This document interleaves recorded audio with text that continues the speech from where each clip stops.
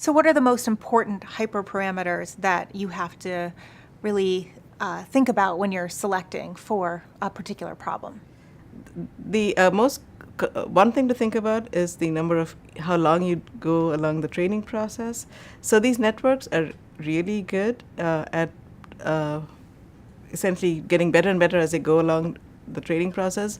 But what can happen is sometimes you can overfit your data, and essentially the network memorizes the data, and so it learns the correct answer for every task. So like some students might know question 1 is always an A, they might just sort of memorize that as opposed to really thinking deeply about what the question is. The networks can do the same sort of thing. They can memorize the right answer, and if you change the image slightly, they might get confused. So if you train the data too much, then it can overfit and basically memorize. Exactly.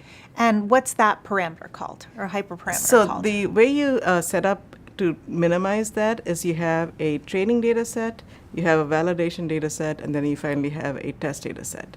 And during the training process, you're looking at how well the training loss is going down. So as you go along the training, the network gets better and better for the training data set. But you have a separate validation data set that you're also looking at. And what you'll notice is if you're starting to overfit, that the training data continues to get better because it's starting to overfit and memorize, but it's not able to generalize. So the validation loss starts to go up. A lot of the other hyperparameters that you often see don't necessarily have as much of an impact on this particular problem.